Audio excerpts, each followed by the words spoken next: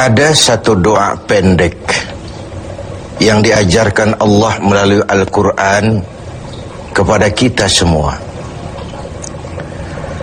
Doa pendek ini merefleksikan tujuan hidup kita sebagai seorang muslim, sehingga seringkali orang menyebut doa ini sebagai doa sapu jagat, yaitu Rabbana atina fid dunya hasanah wa fil akhirati hasanah wa qina adzabannar. Wahai Tuhan kami, berikan kami kebahagiaan di dunia ini, kebahagiaan di akhirat nanti, dan selamatkan kami dari azab neraka. Dunia dan seluruh isinya sesungguhnya merupakan tujuan hidup jangka pendek dari setiap pribadi muslim. Tujuan jangka pendek yang mengantarkan kita untuk meraih tujuan jangka panjang, yaitu akhirat dan ridho Allah Subhanahu wa ta'ala. Untuk kedua tujuan ini, Islam mengajarkan nilai keseimbangan. Bekerjalah buat duniamu seolah kau akan hidup selamanya, tetapi bekerjalah buat akhiratmu seolah kau akan mati besok. Nilai keseimbangan ini kemudian diterjemahkan dalam berbagai aspek kehidupannya. Dalam berbagai aspek kehidupan. Bagaimana si kaya harus membantu yang miskin. Bagaimana si miskin berusaha dan hidup tidak menjadi beban bagi yang lain. Kelihatan nilai keseimbangan itu. Bagaimana si tua menyayangi yang muda, bagaimana yang muda menghormati yang tua. Bagaimana tuan rumah menghormati tamu, bagaimana tamu menjadi orang yang tahu diri. Ini semua merefleksikan adanya nilai keseimbangan. Jadi seakan, Bung, ini dunia. Ambil apa yang perlu, nikmati apa yang boleh. Kalau bisa jangan gagal kau di dunia ini. Tapi kalaupun kau gagal di dunia, kau kan masih punya akhirat. Inilah sumber optimisme kehidupan seorang muslim. Dia tidak boleh gagal kalau bisa di dunia ini, tapi kalaupun gagal, kau masih punya akhirat. Karena kau punya akhirat, caramu mencapai dunia ini diwarnai oleh keyakinan terhadap adanya akhirat nanti. Ini yang menyebabkan seorang muslim berbeda dengan yang lain, dan dia tidak terjebak menghalalkan sebuah cara untuk mencapai satu tujuan. Keyakinan adanya akhirat melahirkan etika dalam kehidupan seorang muslim pada cara bagaimana dia mencapai dunia ini. Dia tidak terjebak menghalalkan cara. Dunia ini tujuan jangka pendek. Ambil apa yang perlu, nikmati apa yang boleh, tapi jangan membuat cacat akhiratmu karenanya. Inilah yang membedakan kita dengan yang lain. Iya sih, saya kepengen kaya, tapi kalau korupsi, akhirat saya bagaimana nanti? Iyalah, saya kepengen naik pangkat, tinggi jabatan, tapi kalau fitnah orang, hantam kiri sikat kanan, teman jadi lawan, lawan pun jadi teman, akhirat saya bagaimana nanti? Ini melahirkan etika pada tata cara mencapai kehidupan dunia, tidak terjebak menghalalkan segala cara untuk mencapai sebuah tujuan. Karena apa? Tidak satu perbuatan dunia yang bagaimanapun kecilnya yang tidak akan berakibat akhirat. Raih duniamu, ambil apa yang perlu, nikmati apa yang boleh, tapi pada sisi lain jaga jangan sampai dia membuat cacat di akhirat nanti. Nah, seorang muslim yang baik tentu yang pandai meraih dua tujuan ini, mencapai fid dunya hasanah wa fil akhirati hasanah. Sementara Rasul pernah mengajarkan, bukan orang yang terbaik dari kamu orang yang hanya mengejar dunia dengan menyia-nyiakan akhiratnya. Seperti juga bukan orang yang terbaik yang mengutamakan akhirat dengan menyia-nyiakan dunianya. Tapi orang yang terbaik man jama'akuma, orang yang pandai mengkombin antara keperluan dunia dan kepentingan akhirat nanti. Nah, untuk mencapai tujuan ini, tujuan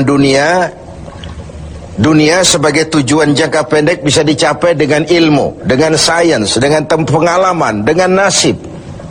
Makin banyak ilmu, makin mudah meraih dunia. Makin syarat kita dengan pengalaman, makin mudah meraih dunia.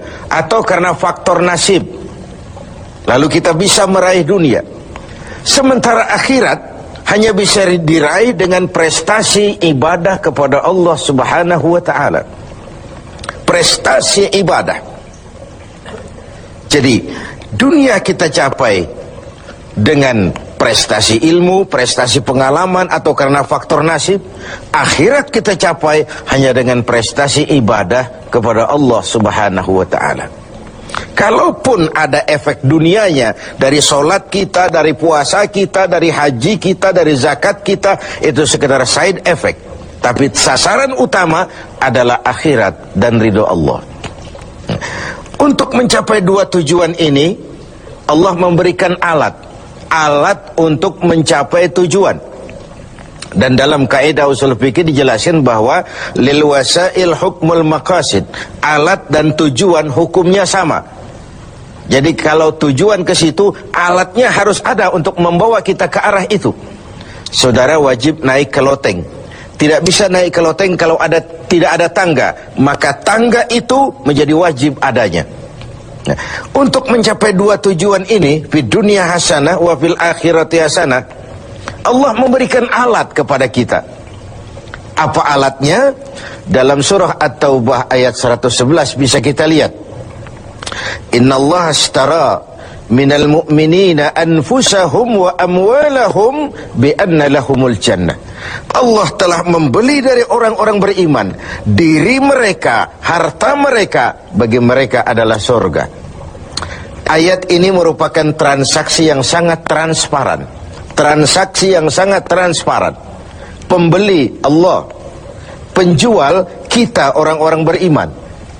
Dagangannya amwal dan anfus, harta dan diri. Harganya adalah surga. Sekali harta dan diri sudah kita jual kepada Allah, tentu tidak akan kita jual lagi kepada yang lain. Jadi dengan kata lain, harta itu apa? Semua bentuk materi yang kita kuasai. Uang, tanah, kebun, pabrik, dan sebagainya. Lalu yang dimaksud dengan anfus, diri itu apa? Semua kekayaan yang ada dalam pribadi kita. Konsep, pikiran, ide, wewenang, jabatan, kemampuan, skill, itu semua anfus. Untuk tujuan jangka pendek, harta dan diri harus jadi rahmah bagi lingkungan. Untuk tujuan jangka panjang, harta dan diri harus menunjang jalan menuju ridho Allah Subhanahu wa ta'ala. Itulah jalan kalau kita ingin mencapai fid dunya hasanah wa fil akhirati hasanah. Dengan kata lain, yang alat itu jadikan dia sebagai alat. Jangan dia dijadikan tujuan. Sekali alat kita jadikan tujuan, maka kita akan kehilangan tujuan yang sebenarnya. Begitulah sang waktu sering menggeser alat menjadi tujuan. Tujuan kita adalah kekuasaan. Tujuan kita adalah kekayaan. Tujuan kita adalah popularitas. Tujuan kita adalah menghimpun segala macam kekuatan. Padahal itu cuma sekadar alat untuk mencapai fid dunya hasanah wa fil akhirati hasanah. Kalau alat kita jadikan tujuan, kita akan kehilangan tujuan yang sebenarnya. Dan akhirnya kita akan terjerat kepada fata morgana.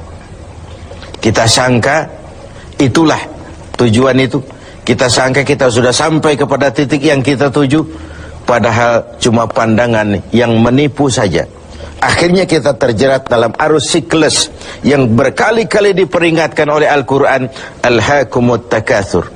Kamu telah celaka lantaran berlomba-lomba menjadikan alat sebagai tujuan.